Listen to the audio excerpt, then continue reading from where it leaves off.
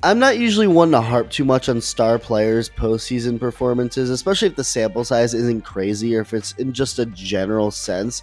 Baseball is such an unpredictable and stupid sport that if Babe Ruth and Barry Bonds had a baby, a super baby, he could hit 1,000 home runs in the regular season and then go over 4 in a playoff game. It's just how it goes sometimes, even with the best of the best. And I'm sorry I had to put the image of Barry Bonds having a baby with Babe Ruth in your head. It was in mine, so I had to put it in yours too now. But baseball is so random and cold stretches can happen to anybody. Literally anybody. So if a player struggles to hit in a few playoff games and then his team loses and that's it, I'm not going to deem that player unclutch or unfit for the big moment. I need to see more. And in the case of Aaron Judge, as great as he is, he's been the victim of not being the man he typically is once the calendar turns to October. Just like that subscribe button should be victim to you smashing it if you haven't yet and enjoy the video. And there's truth to this conversation, but every time I hear it that Aaron Judge can hit in October, I always feel like it's partially true and false at the same time, and that's exactly the case. I looked at Judge's overall postseason numbers, and I immediately thought a good comparison to make or a way to describe Judge from his overall postseason numbers is that he's the hitting version of Clayton Kershaw, a regular season god and sure Hall of Famer who just isn't the same in the playoffs. He's had some really bad blow-up starts that have gotten him this reputation, but overall he doesn't actually suck necessarily. The numbers for Kershaw say he's actually gotten unlucky, if anything, and he's had plenty of good dominant or just quality starts in October. But he's still not Clayton Kershaw, the Hall of Fame pitcher. He's just not the same in October, and when looking at Judge's overall numbers in the postseason, they don't suck, but they're not at all Aaron Judge. But this is where context becomes important, because I always think about how Judge has had some big moments in October. He's hit some big home runs. It's not like he hasn't done anything. But I also remember those things being in his earlier days, in his first few seasons, and that's exactly the case. If you split up his postseason years, like basically in half, from 2017 through 2019, Judge was actually a really good hitter in the playoffs. He was great, practically the same guy he was from April through September. His OPS in those 3 postseason runs that featured 27 games was 910, which is great. He had 8 home runs over those 27 games. I mean, not at all an issue or any reason at all for why the Yankees lost those years in the playoffs. But since 2020, that's where you get into why he has the reputation he has right now. I hate 2020. I don't count that as a real year, but it still technically is, so for the sake of this video, I'll include that year's playoff games. From 2020 through now, so in his next 18 playoff games, Judge's OPS is in the 500s. The 500s, that's awful. And his batting average, around 130. He's practically become a sure out in October, and it's gotten so bad to the point that he's making history. What's the history? Oh, just the fact that he now has the worst strikeout rate in playoff history.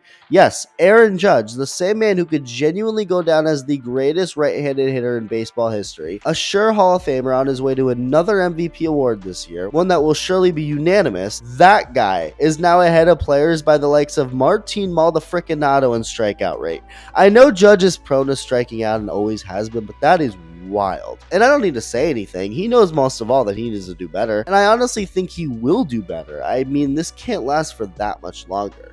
He's way too good for this. And I just keep waiting and waiting for him to break out of it and go deep like he usually does, but it just hasn't happened. Not yet. In his first 2 games of this series this year against the Royals in Yankee Stadium, Judge went 1 for 7. That one hit being an infield single he beat out, with most of his other at-bats ending in strikeouts.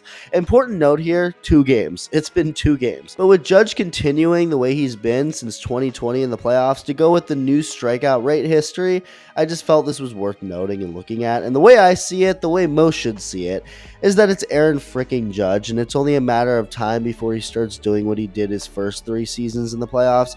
But if it's going to happen, the time is now. There can't really be any adjustment period for obvious reasons. You don't hit, you go home. And right now, Judge still can't find his postseason swing that he lost after 2019.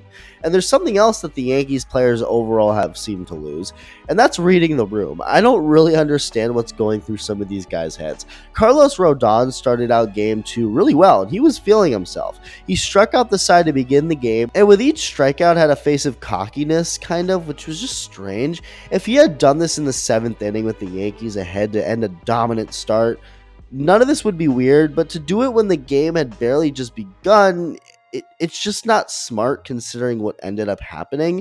And it's pretty obvious what could have happened. After 3 shutout innings to begin the game in a 1-0 Yankees lead, Rodon couldn't be cocky anymore, considering Salvador Perez would take him deep to tie it right away. And things just quickly unfolded from there.